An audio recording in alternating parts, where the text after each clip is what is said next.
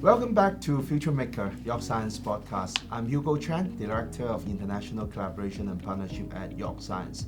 In part 1, we explore how York International Bachelor of Science program helps students build global perspective. In this segment, we will take that idea a step further, showcasing how York Science is turning virtuality connection into real-world collaborations. The Explore Transitional Chinese Medicine and Qilu Culture program, developed in partnership with Shandong Second Medical University, began as a global network learning initiative, connecting York at SDSMU students through online discussion and culture exchange. I'm proud to share that this project received the Global Network Learning Award for 2024 on to 2025, recognizing its successful fostering culture, disciplinary learning, and intercultural collaboration. The project has since grown from a virtual experience into a fully immersed study abroad program, true virtual to reality learning model. I will also be presenting this program as a case study at the 2025 CBIE conference, highlighting how York Science brings global learning to life. Joining me today are students who took part in that journey. My co-host Blessing, welcome to the show, and who also took part in the Explore Traditional Chinese Medicine program in Weifang last summer.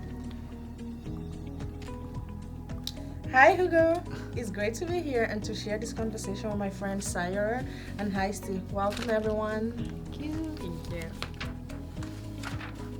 So let's start in Weifang, China. The Explore Traditional Chinese Medicine and Qilu Culture program, hosted by Shandong Second Medical University, was a 2-week that combined lecture, clinical visit, and culture activity. Saiyire, what first interested you in joining this program? Actually, when I received an email to this program, I was thinking that this is definitely the opportunity I need to take it, because I'm interested in medicine. After I graduated from biomedical science, I definitely go to the med school. So I think this is a really good path that I can achieve my opportunity success, or kind of traditional Chinese medicine, connected with the modern medicine to it with. So yeah, this is actually what I interested in when I received this email, and definitely go to the Weifang. Yes, we learned so much about concepts like yin-yang balance, the 5 elements, and herbal formulas. Plus, we had hands-on session in acupuncture and moxibustion. We also traveled to Confucius Museum. We went to other places. We visited the school as a place. We went to the libraries. We learned more about Confucius. We went to his museum. We learned how Confucius came to be, and it was a really fun journey.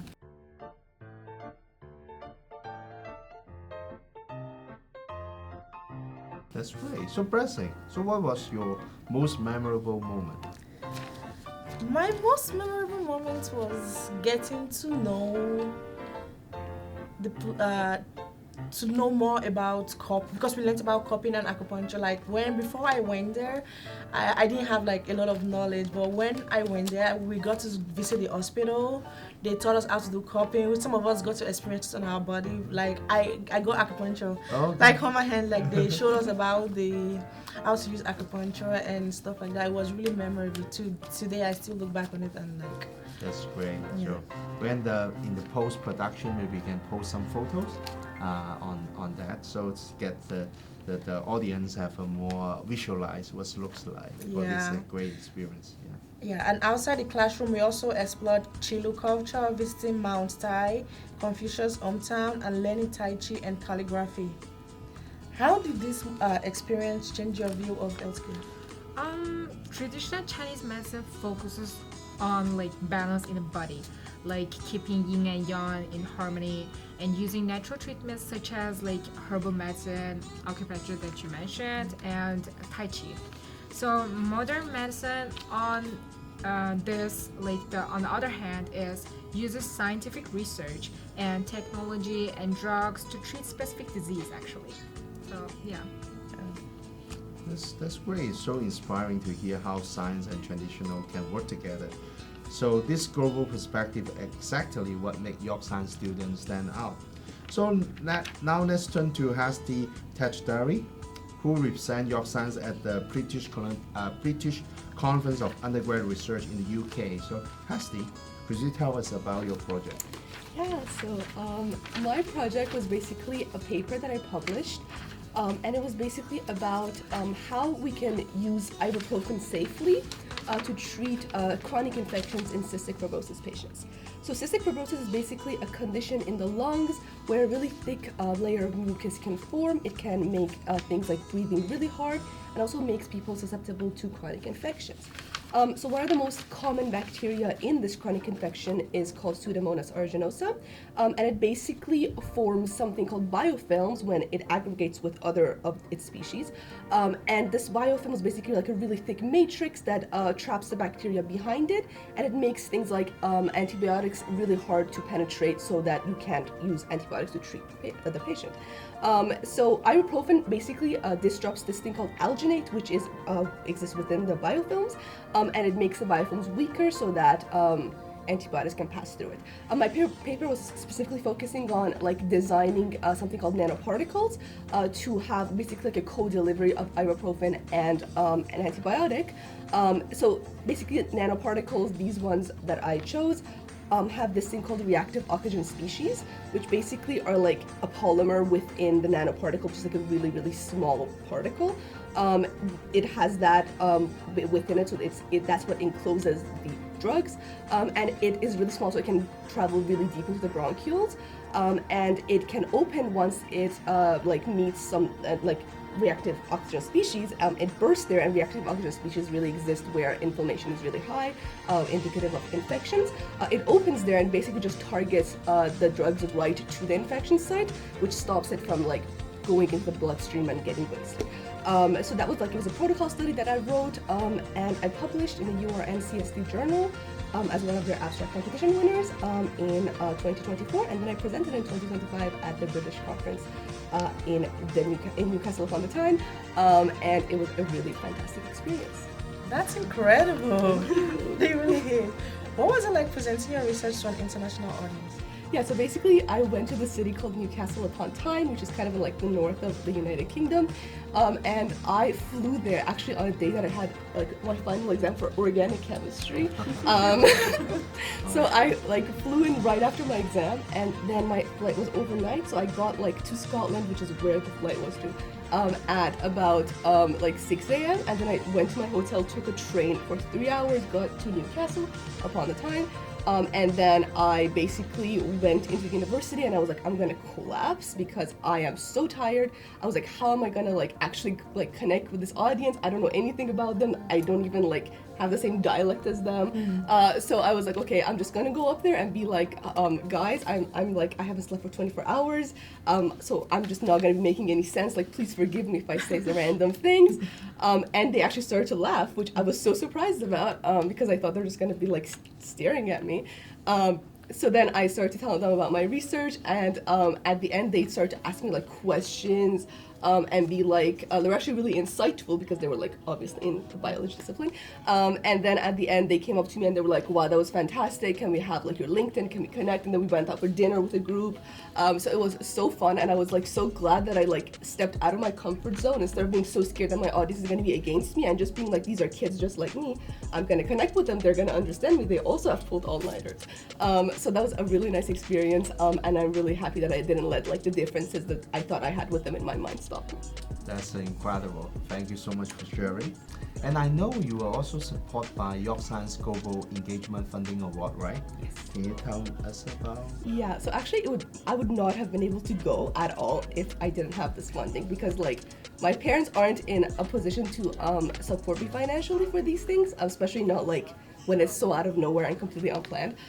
So I was okay, if I don't get this funding, there's no way that I can go. I didn't actually think, because I'm a little insecure. So I never thought that I would actually be able to get this funding, but I contacted Hugo, and then I submitted my application, and then my funding got approved, and it was such a nice experience because I really think stuff like this is able to like get the financial, socioeconomical barriers that a lot of students face who are really talented and have great things to offer, but they can't have the same opportunities as other people because they don't have the same level of I don't know, like I guess like financial or socio status. So it was actually really nice for me to like be given the same opportunity as everyone else and have the chance to present my research at a global conference that otherwise I would not have been able to attend. Thank you. So for all of you, took science beyond the classroom and onto the world stage. Before we wrap up, what one piece of advice you would give to York Science students considering on international opportunity? Who go first? Volunteer. Okay. Actually, like students can step outside their comfort zone and embrace new culture, like by being open-minded, trying new experiences, and interacting with people from different backgrounds. This is so important. So studying abroad, joining cultural events, or learning new languages, like helps them understand the diverse perspective, build confidence, and grow like both personally and academically. So I can like considering this like international opportunity, like all of those I mentioned, like it's really That's great. How about you, Hasti? I'll go first. Oh, yeah. I don't know. Do you want to go first? I'll go first. Okay. So yeah, building on what you said, I really think that like a lot of these like international things can seem super inaccessible to people, and they might feel that either there's no way they can attend it or that they're not brave enough, they're gonna get lost and stuff like that. But I can promise all of you that like it's not as accessible as it seems once you actually go and you apply and then you try to get things like funding and actually going there, making travel arrangements. You see that there's so much support at York University and outside. People are really enthusiastic to have students basically go abroad, go from place to place, learn about different cultures. So I would really tell you guys to consider this and don't be scared because it's new, but you will find that there's so much support. Go for it. Don't think that you're not good enough because I also thought that and it wasn't true. So from someone who's like literally has been through all these challenges, I tell you to like please go and search, and if you really like a country, look for opportunities, look for ways to get involved because there's always things like that and it will really, really help you both as a person and for your academic growth and professional experience. That is a very great advice. For me, this program shows that science is universal for everyone and to everyone. It also connects people and cultures and helps us to understand the world in a new way. So thank you, my co-host, Blessing, and also my former co-host, sorry, and Hasti, to sharing your journey from exploring traditional Chinese medicine in China to presenting cutting-edge research in the United Kingdom. So your story reflects what York Science is all about: innovation, curiosity, and global engagement. To learn more about international program and opportunity, so visit York International or reach out to us at science.yorku.ca International Collaboration and Partnership Office. So I'm Hugo Chen, and this has been a Future Maker York Science podcast. Thank you for listening. See you next time. Thank you. bye.